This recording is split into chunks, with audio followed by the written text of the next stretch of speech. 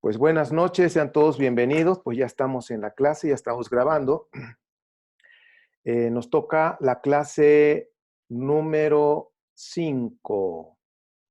Vamos a entrar a la clase número 5 y pues sean todos bienvenidos, que podamos aprender juntos en esta noche que va a estar interesante. Vamos a tener mucha información y nueva para ir, si se han dado cuenta, hemos estado trabajando lo que es el antiguo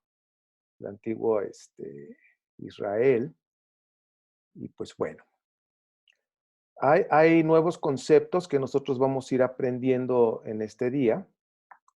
Y pues ya saben que por favor verifiquen toda la información con su investigación, y ya cuando hagan su investigación pues van a tomar sus propias conclusiones, porque eso es lo más importante.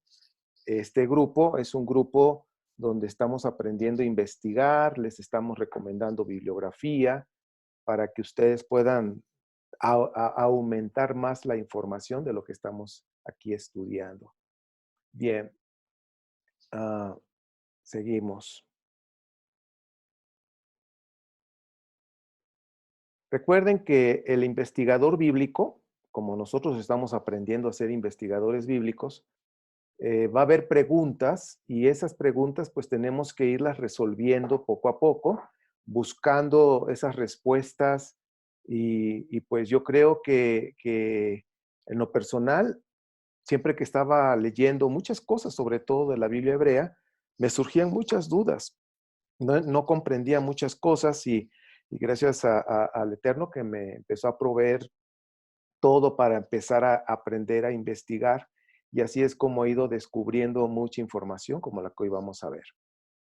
El objetivo de nuestra clase de hoy es: los profetas de la Biblia hebrea nos muestran todo el proceso de fusión, fíjense la palabra, como una sinergia ahí, de acciones y títulos que tuvo Yahvé después de la expulsión de la diosa madre Asherá en el post-exilio.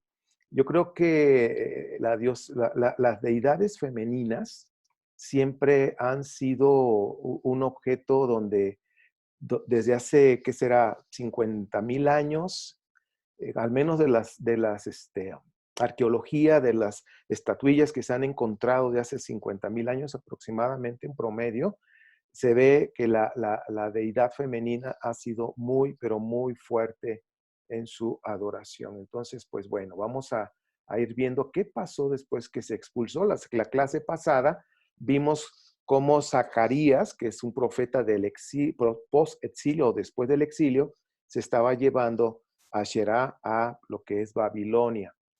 Bien, este cuadro que ustedes ven acá es importante que lo podamos ver.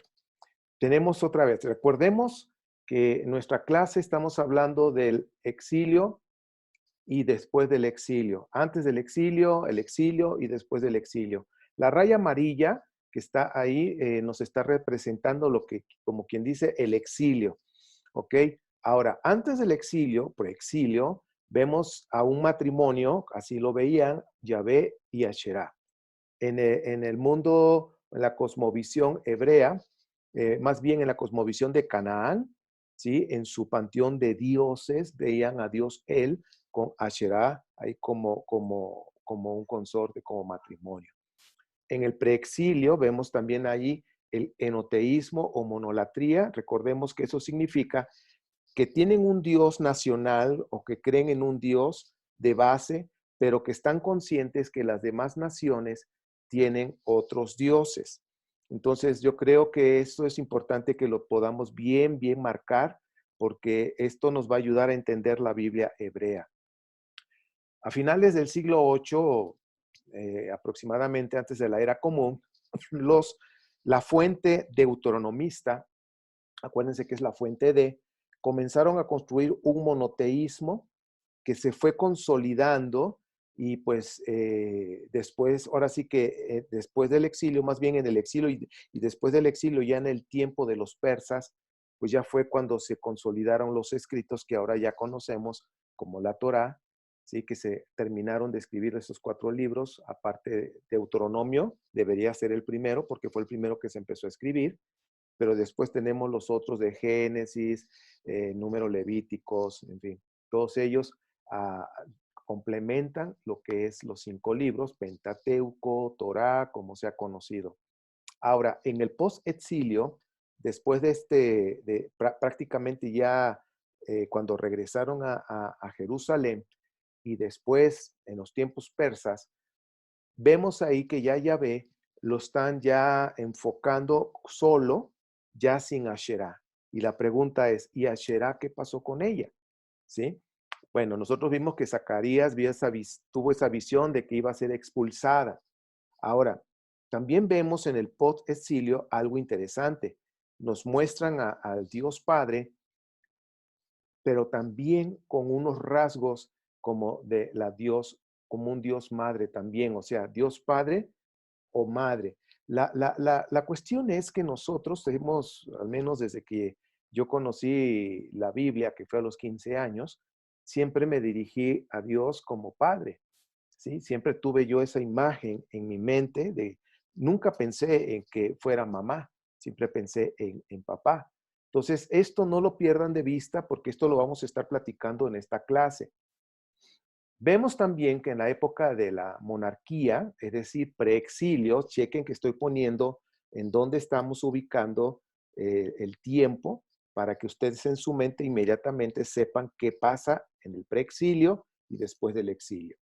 Vemos en la época de la monarquía, en el preexilio, a algunas personas les cuesta trabajo aceptar que de alguna manera el rey David estaba en esa cuestión de lo que hemos hablado de la monolatría y dice, ¿cómo va a ser posible? Sí, o sea, el rey David estuvo en esa cuestión adorando otros dioses, no era exclusivamente a Yahvé. Tenemos que ir viendo eso y entender, ¿sí? Entonces, cuando hablaba de yo quiero ver tu rostro, hablando en los Salmos de David y todo eso, yo quiero ver tu rostro, se estaba refiriendo realmente a una figura. Eso después lo vamos a ir concretando, nada más para que ustedes vayan visualizando esto. Bien, entonces en la época de la monarquía, que comenzó ya desde Rey Saúl, David y todos ellos que ustedes conocen ya de acuerdo a las escrituras, pues bueno, esa es la época de la monarquía, vemos que a Yahvé de alguna manera lo representaban como un toro y a Asherá, como ya conocen ustedes, era una mujer que aquí se le ven ojos, algunas no se le vean sus ojos, nada más era como su cara y su pecho.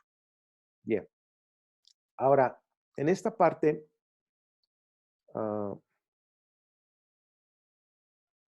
dice aquí, la veneración de la diosa al lado de Yahvé en la religión de Israel y Judá permanece y es confirmada por textos bíblicos, por decir Oseas 4, 12 al 14, ahorita lo vamos a ver, hace alusión a un culto ligado a los árboles sagrados y practicado por mujeres. Oseas es profeta del preexilio, chequen esto, aunque algunos capítulos fueron readaptados después, dice, en la mitad del siglo 8 antes de la era común.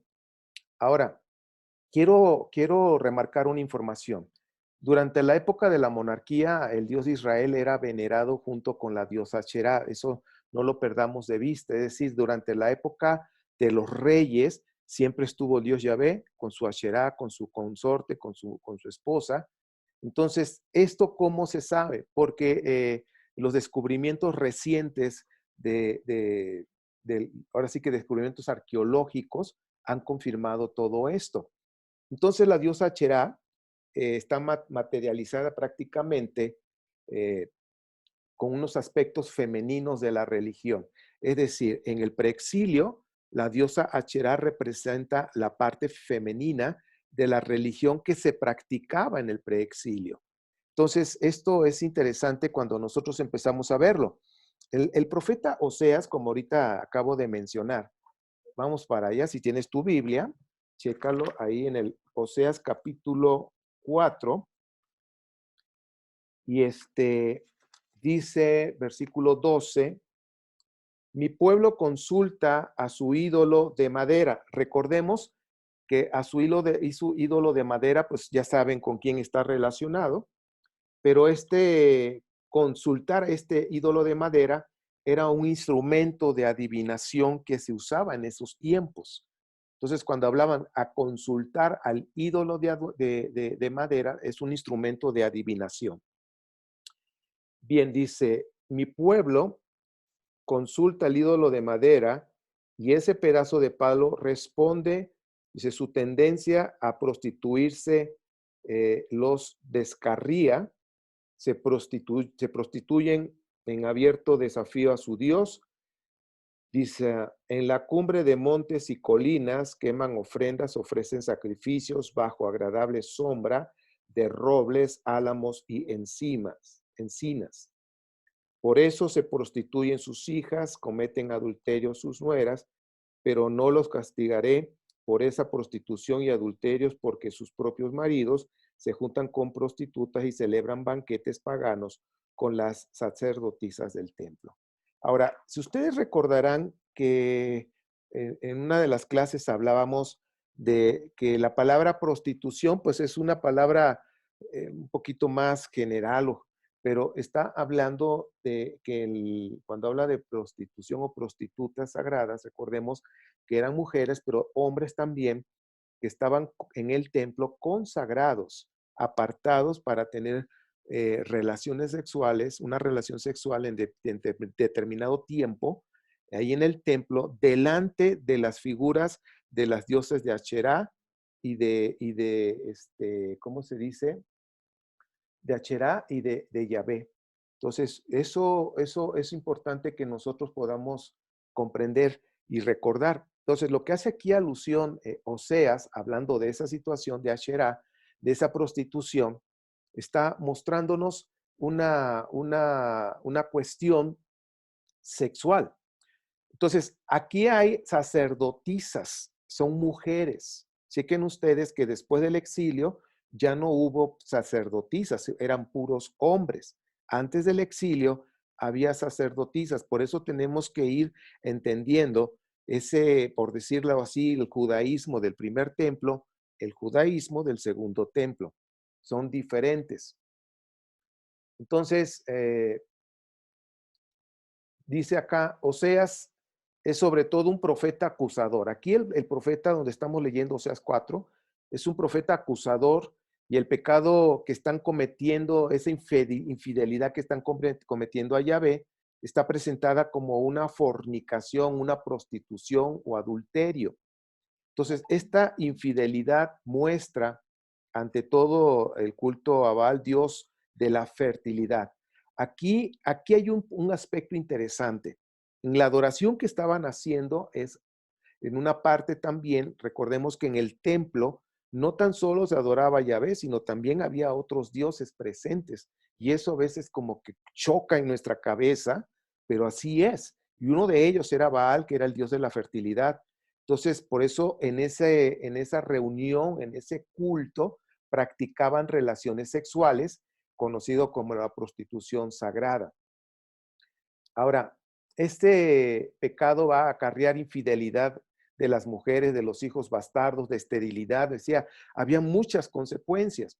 Ahora, en el culto que hacían a Yahvé continuaba la perversión y de representarlo con una imagen de toro.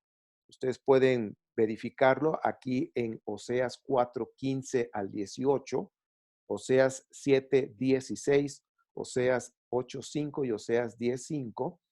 Nos está mostrando que en el culto que ahora sí que veneraban en el templo, eh, lo representaban como un toro, lo representaban así como ahora en los tiempos actuales, bueno, desde hace aproximadamente, no sé, 1000 años, los cristianos representan al Espíritu Santo como una paloma y cosas así. Aún el mismo cristianismo lo muestran con una cruz, como un símbolo representativo.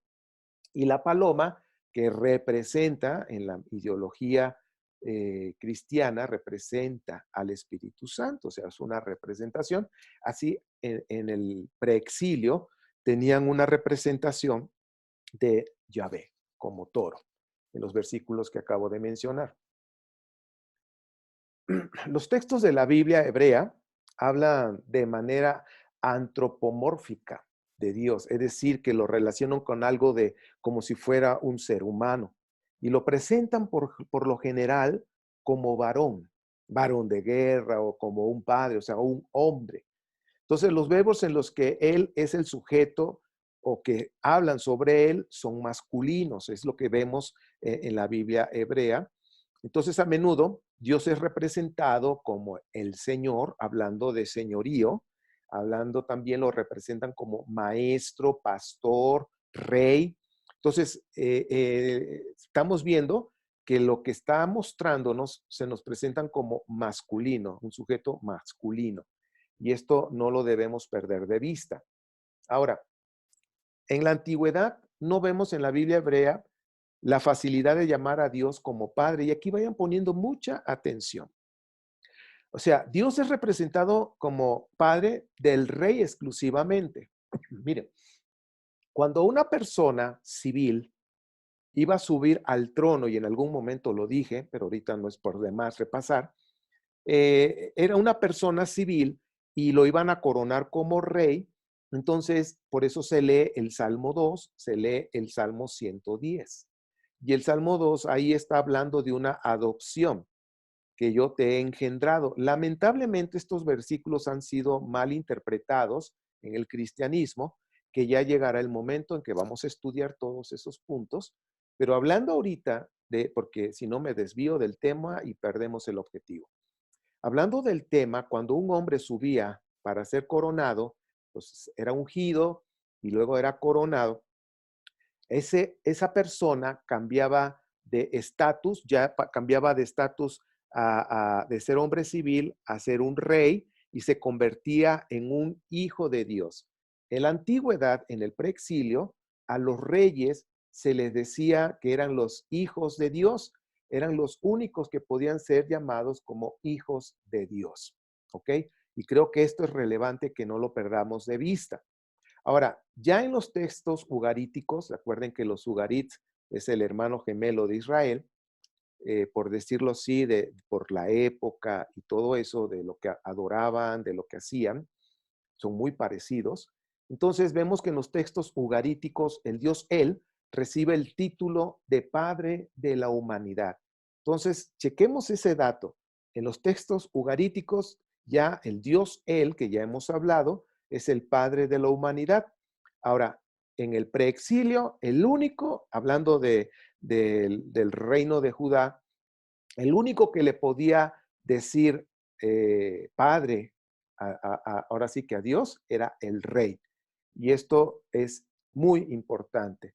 Ahora, cuando desaparece la monarquía, después de la destrucción y ocupación de Judá por los babilonios en el 587 antes de la era común, todo el pueblo comienza a dirigirse a Dios como Padre, que ahora también el pueblo de Judá, porque ya el pueblo de Israel, el norte, el reino del norte ya había desaparecido, se había asimilado con los asirios y entre otras naciones, pero ahora el reino de Judá está pasando su exilio y ahí es cuando comienza el reino de Judá a dirigirse al Eterno y decirle, Padre, ahora ya el reino que ya ha sido, ahora sí que exiliado, empieza a llamar al Eterno como Padre, ya se considera como un hijo.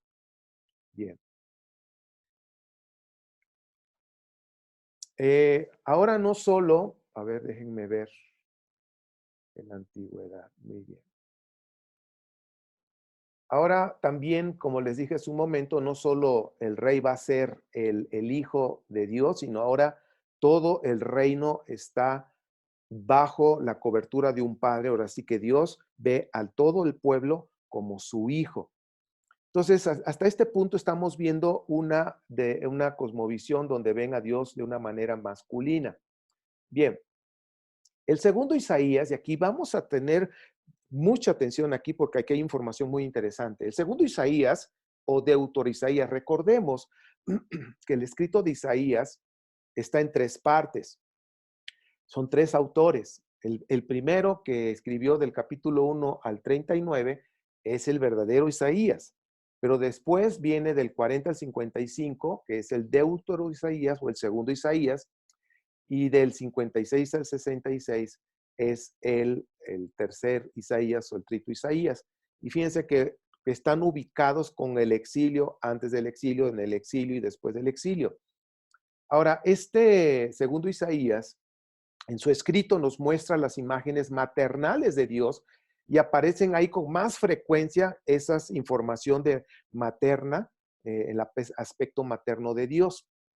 Entonces ya estamos hablando de que durante el exilio ya se empezó a manejar no tan solo que somos, que el Eterno es nuestro Padre, sino que ya también se está mostrando una imagen maternal. Vamos a ver algunos ejemplos. Por ejemplo, Isaías 46:3. Escúchenme, casa de Jacob, y todo el remanente de la casa de Israel, a quienes he cargado desde el vientre y he llevado desde la matriz. Dice, ese es el versículo. Ahora, este segundo Isaías nos muestra una metáfora de maternal, una metáfora materna. Por eso está hablando a la casa de Jacob, dice todo el remanente de la casa de Israel, a quienes he cargado desde el vientre. La única persona que lo puede hacer eso es una mujer. Entonces, a Isaías, el profeta Isaías o el segundo Isaías, nos está mostrando un aspecto femenino de nuestro eterno Padre, o Dios, Elohim. Vamos a ver Isaías 49:15. Dice que, pues acuérdense que es durante el exilio. Dice, ¿puede una madre olvidar a su niño de pecho y dejar de amar a su hijo que ha dado a luz? Aun cuando ella lo olvidara, yo no te olvidaré. Wow, esto está hermoso. O sea, esto nos está mostrando, aquí el segundo Isaías nos está mostrando un lado femenino, un lado maternal de nuestro Dios, de nuestro Elohim. Y aquí lo que a mí en lo personal me llegó hasta el profundo de mi corazón es, yo no te olvidaré. Aunque algunas madres, pues lamentablemente ha pasado que regalan a sus hijos, los dan en adopción o los dejan, los abandonan, qué sé yo, porque sí hay madres así, pero dice, si eso pasara, pero yo no lo voy a hacer, yo no te voy a olvidar. Entonces, aquí es un ejemplo de referencia maternal y fíjense, ya en el exilio se empieza a manejar ya el aspecto maternal de nuestro Elohim. Como padre de la nación también, no tan solo del rey, pero ya el segundo Isaías está manejando el lado maternal. Vamos a ver otro más. Isaías 42:14, a ver, 49:15, y ahora vamos con Isaías 42:14. Dice, por mucho tiempo he guardado silencio, he estado callado y me he contenido. Pero ahora voy a gritar como parturienta. Voy a resollar y jadear al mismo tiempo. O sea, el segundo Isaías sigue mostrándonos el lado maternal de, de, de nuestro, de nuestro Dios. Isaías 42:14, que acabamos de leer, el exilio del pueblo es explicado por el hecho de que Dios permanece inactivo. Es decir, cuando fueron exiliados, llevados a la tierra de Babilonia, aquí nos muestra que Dios estaba inactivo, callado. Dice, pero ese tiempo ya había terminado y Dios va a actuar a favor de su pueblo. Es decir, con esto está mostrando, yo antes estaba callado, pero ahora voy a actuar. Ahora, Yahvé es comparado como una mujer que se encuentra con dolores de parto. El retorno del exilio es comparado con el renacimiento de Israel. Y Yahvé aquí está recordando o rememora a la diosa madre. Entonces, esto es importante porque estamos hablando después de la expulsión de Asherá, que fue un trabajo bastante difícil, no fue fácil. Aquí ya el segundo Isaías nos está mostrando esto, nos está mostrando el renacimiento de Israel, pero ahora solamente con un solo Dios. Y esto no lo perdamos de vista. Vamos a ver que Deuteronomio 32:6, también el versículo 18, que es un salmo tardío, aquí nos está presentando a Yahvé al mismo tiempo como Padre, y también como madre de Israel. Por ejemplo, el versículo 6 está haciendo alusión donde Yahvé es llamado Padre, pero el versículo 18 dice, desertaste de la roca que te engendró, olvidaste al Dios que te dio la vida o que te dio vida. Entonces, en la mentalidad, y esto es importante en la cosmovisión de este tiempo que se escribieron estos escritos, vamos a llamar así, perdón, que se hicieron estos escritos, vemos que el que da la vida, pues es la mujer, ¿sí? El hombre participa en engendrar, en poner su semilla, como se decía en aquellos tiempos, pero la que venía a dar a luz, la que daba la vida, pues era la mujer. Entonces aquí estamos viendo los dos aspectos en Deuteronomio. Ahora, recuerden que Deuteronomio se hizo a finales aproximadamente del siglo 8 antes de la era común, no lo escribió Moisés. Eso es importante que no pierdas de vista esta información. Ahora, sin embargo, vemos algo interesante en Isaías 42:13, que hace un momento estábamos hablando. También nos presenta a Yahvé como guerrero, que lanzó un grito de alarma, un rugido, y se le compara como un héroe que se levanta contra los enemigos para derrotarlo. O sea que, si te das cuenta, tan solo ahí en ese capítulo 42, vemos esa manera de actuar de nuestro Dios, de nuestro Elohim. Tenemos un Dios todopoderoso, guerrero, pero también nos muestra un Dios maternal que sufre como una madre cuando va a dar a luz, cuando está en el parto. Así nos los presenta Isaías. Isaías 42:13, que se escribió durante el exilio, dice, Yahvé marchará como guerrero, como hombre de guerra despertará su celo. Con gritos y alaridos se lanzará al combate y triunfará sobre sus enemigos. Es lo que acabamos de decir. Segundo Isaías, que es un profeta anónimo, no se sabe quién fue, denuncia que el único y verdadero Dios es Yahvé, creador del mundo y redentor de Israel. Ahora, pensemos en esto, mis queridos, pensemos tantito.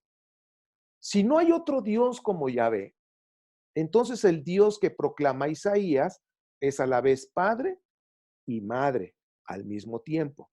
Entonces, pensemos en eso y no lo perdamos de vista. Cuando empezaron a confesar a un Dios único, que de hecho Deuteronomio 6:4, que es el Shema, donde habla de que Dios es uno y único, pero aún no se consolidaba un monoteísmo puro, todavía no, pero nos está mostrando el inicio de ese monoteísmo.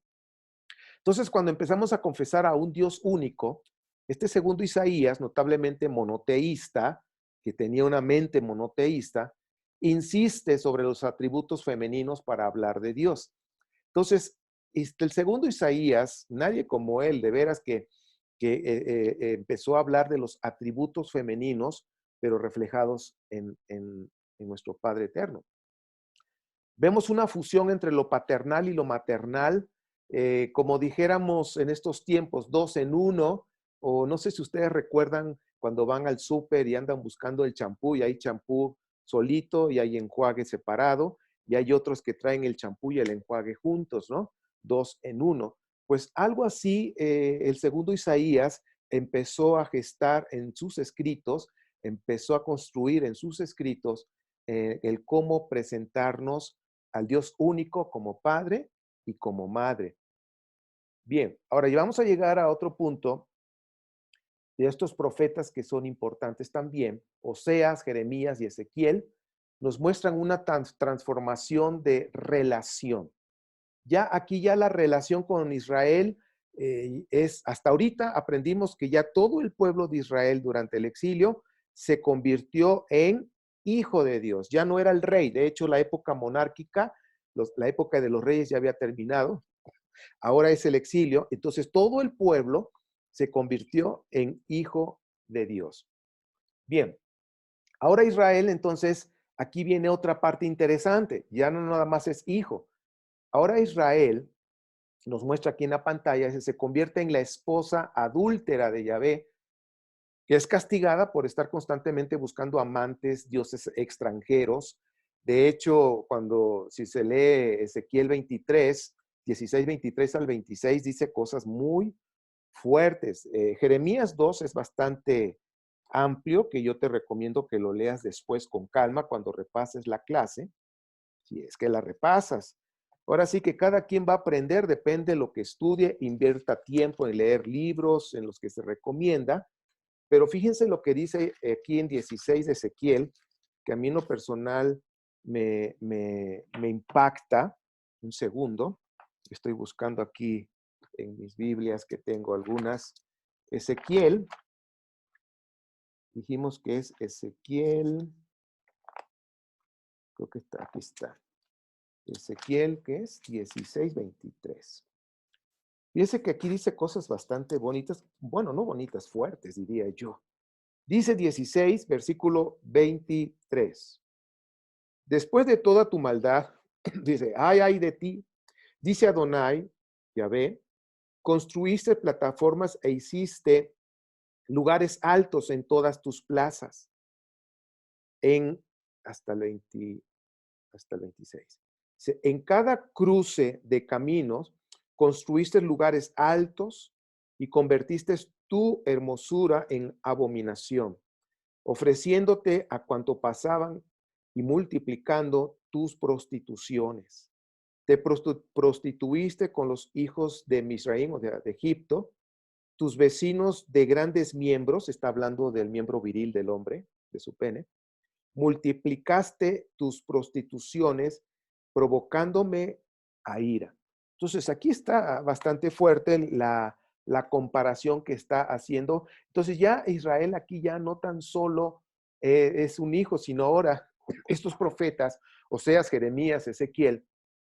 De hecho, uno de los últimos capítulos de Oseas fue ya escrito en la época persa, capítulo 14, y también habla de los árboles de Asherah.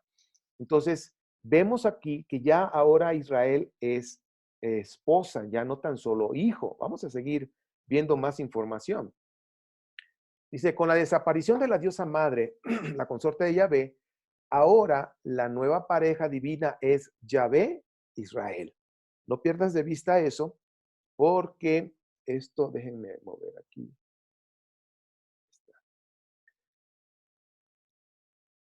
Bien, dice Yahvé Israel es ahora la esposa en los textos proféticos, sobre todo lo que estamos hablando post-exilio, ya lo está manejando de esa forma. Alguno de esos textos, Yahvé es un bígamo, al estar casado con Israel, que es el reino del norte, y con el reino de Judá, vamos a decir Samaria y Jerusalén, están los dos separados, entonces está casado con los dos. Es decir, tenemos que ir, cuando leemos a los profetas, créanme que a veces no es fácil, tenemos que ir ubicándolos mejor antes del exilio, durante el exilio y después del exilio, para entender qué nos está queriendo decir el profeta en su escrito. Aquí vuelvo a remarcar Ezequiel 16, 23, y todo el capítulo 16, ustedes léanlo, por favor, se los recomiendo, porque hay una parte donde habla, donde le pone su manto y se va a casar con ella y va a hacer votos de matrimonio. Y eso es lo que se hace en las bodas hebreas, de cuando le ponen el talit a la esposa o a la que pues ya es su esposa, y le pone el talit y están los dos debajo viene de aquí de Ezequiel 16. Lean todo el capítulo y con todo lo que estamos estudiando, yo te aseguro y ruego al Eterno que puedas tener mejor comprensión de lo que estás leyendo. Bien, seguimos avanzando en la clase. Ya estamos casi por terminar, no quiero saturarlos con tanta información porque estamos ahorita ya, ¿qué pasó después que fue expulsada la diosa madre? Ahora, aquí ahora vamos a ver nuevos conceptos. Después del exilio, cuando ya Israel ya está en los tiempos persas, pero durante el exilio se empezó a trabajar en ese monoteísmo, dando continuidad a la escuela deuteronomista. ¿Qué pasó? ¿A qué nuevos conceptos? Bueno, que la diosa Asherah, la diosa madre, es expulsada. Zacarías nos muestra su visión de que iba a ser expulsada, mandada a otro templo que se le iba a construir a Asherah. Ahora, Asherah, la esposa de Yahvé, es sustituida por Israel y por Judá. de acuerdo a lo que leímos en lo que está en Jeremías capítulo 3. Está hablando de dos y que solamente se divorció de una, ¿sí? En este caso que fue de Israel. Ahora, Yahvé, otro texto importante después del exilio, que Yahvé es padre y madre al mismo tiempo. Así se manifiesta ahora al pueblo, ¿sí? Ahora se manifiesta como padre y madre. El pueblo de Israel, otro concepto, dice, es hijo de Dios. Ahora, no tan solo el rey, es decir, ya los reyes, la época monárquica había acabado, está ya en un exilio, pero dice, no tan solo el rey es hijo de Dios, sino también el pueblo. Otro concepto que vemos por exilio es Yahvé es uno y único, el único Dios que se empezó ya a enseñar y a enseñar cada vez más después del exilio. Otro dice, Yahvé es creador del bien y del mal. Ese punto tenemos también que trabajarlo, tenemos que estudiarlo, cómo es eso y cómo se manifiesta en Génesis. ¿Sí? Recuerden que los primeros 11 capítulos de Génesis es la prehistoria, así al menos en el judaísmo así lo ven. Y eso también lo tenemos que estudiar. Y Yahvé es el rey del universo y toma, ahora sí que el rey del universo, de acuerdo al panteón cananita, el rey del universo es él, pero ahora Yahvé toma ese lugar. Tenemos que ver qué es esto. Miren, chequen esto. Les puse un pedacito de la Biblia BIM 2019 y el versículo 27 al 29 dice, Yahvé es él. Chequen eso. Y así viene en los textos hebreos, así viene. Él nos ha dado luz, amarren la ofrenda festiva con cuerdas a los cuernos del altar. Recuerden que los cuernos representan autoridad, pero también representan, en este caso, al dios él. ¿Ok? Hablan y también a Yahvé, los cuernos.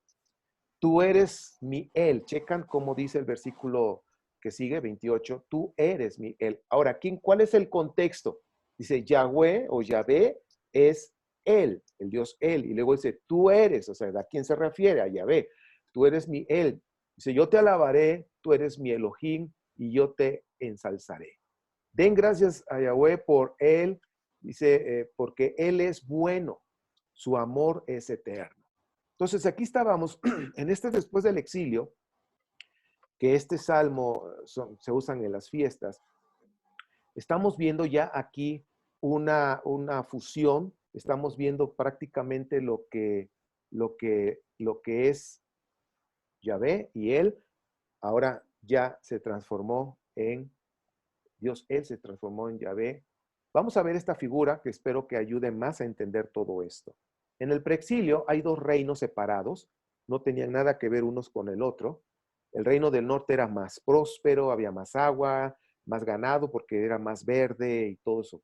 El reino del sur es más desértico, casi no hay agua, pues no hay pastos y como lo había en el norte. Entonces son dos reinos diferentes. En el reino del norte, el dios que veneraban era el dios El. En el reino del sur, el dios que veneraban es Yahvé. Ahora, esto es antes del exilio. Pero ya después del exilio, bueno, primero en el 722 aproximadamente, el reino del norte es exiliado por Asiria y pues es asimilado, pierde toda su identidad y asume todo lo que los asirios le enseñan al dios Ashur. Entonces, el reino del sur no quiso pasar lo mismo cuando vino Babilonia y es por eso que los sacerdotes y los profetas empezaron a escribir para no perder la identidad. Se escribió la Torá y todo lo que ustedes han escuchado en esta enseñanza.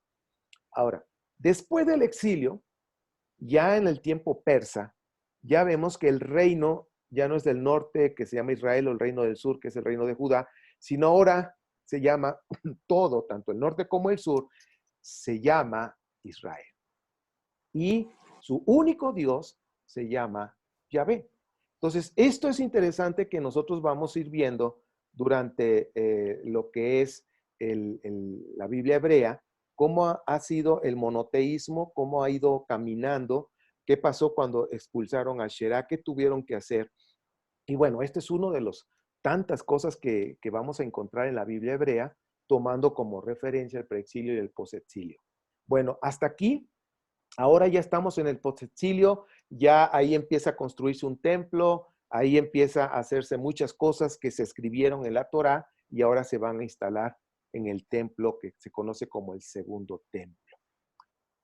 Bien, ahora, a partir del siglo tercero, antes de la era común, ya que se inició el judaísmo que hoy conocemos ya como el judaísmo ortodoxo, Yahvé o Yahú también se le decía, Yosiyahu, acuérdense los nombres, llevaban al final Yahu, se convierte en el único Dios de Israel y se prohíbe pronunciar su nombre desde el siglo tercero, se prohíbe.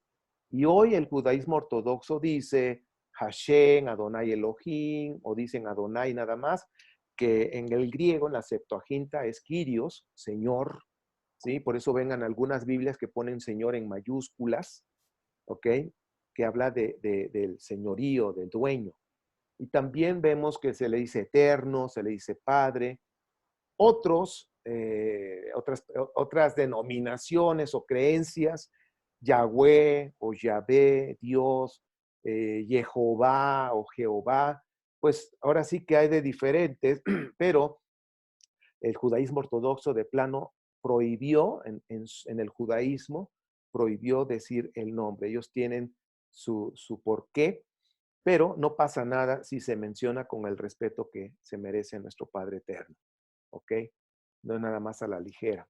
Pues bueno, la bibliografía para este tema, monoteísmo y poder, que hemos estado estudiando, la Biblia del Peregrino, trae mucha información de cada libro de la Biblia, tomo 1, 2 y 3, de Luis Alonso Schocker, pero también recomiendo el Introducción al Antiguo Testamento de Tomás Romer, que también trae ahí información importante de cada libro del Antiguo Testamento. Este nada más está en el Antiguo Testamento y también ya está en la colección de libros When God Was a Woman, cuando Dios era mujer, de Merlin Stone, está en inglés, pero pues pueden ir estudiando algún capítulo, pueden irlo poniendo en el traductor o traducirlo, en fin, como ustedes quieran. Son temas o libros que les pueden ayudar en sus investigaciones que puedan hacer ustedes. Y bueno, esto es la clase número 5 y ahorita pues vamos a atender alguna pregunta o algún comentario. Hasta aquí dejo la grabación. Y bueno, yo me despido. No me despido de ustedes. Ahorita regreso. Nada más voy a terminar la grabación. Shalom.